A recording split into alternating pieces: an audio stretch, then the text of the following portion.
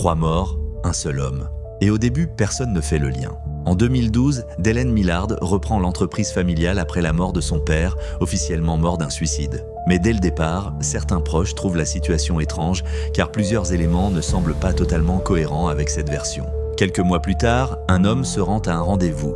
Il a mis sa voiture à vendre sur le net et il s'apprête à rencontrer un potentiel acheteur. Cet acheteur, c'était Delaine Millard. Il ne le sait pas encore, mais ce rendez-vous sera son dernier. Après cette rencontre, le vendeur ne donne plus aucun signe de vie et sa voiture est retrouvée incendiée dans une zone isolée, ce qui attire immédiatement l'attention des enquêteurs. En creusant, ils découvrent que Millard est l'une des dernières personnes à l'avoir vue, mais aussi que certains de ses déplacements ne correspondent pas à ce qu'il raconte, ce qui commence à faire apparaître de premières incohérences.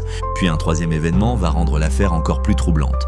Une jeune femme proche de lui est retrouvée morte. Au départ, tout laisse penser à une overdose, mais en analysant les circonstances, les enquêteurs découvrent qu'elle aurait été contrainte de consommer, ce qui change totalement la lecture de l'affaire. À ce moment-là, les enquêteurs commencent à faire le lien entre les différentes affaires, car un même nom revient systématiquement, Delaine Millard. En reprenant le dossier de son père, les doutes deviennent de plus en plus forts et la thèse du suicide commence sérieusement à être remise en question. Les preuves s'accumulent, les incohérences aussi, et tout semble progressivement pointer vers lui. Au final, Delaine Millard est reconnue coupable de plusieurs meurtres. Une affaire qui choque profondément parce qu'elle montre qu'un simple mensonge peut parfois cacher une réalité beaucoup plus sombre. Tu penses que ces 3 affaires auraient pu passer inaperçues ? Dis-le moi en commentaire et abonne-toi pour d'autres histoires.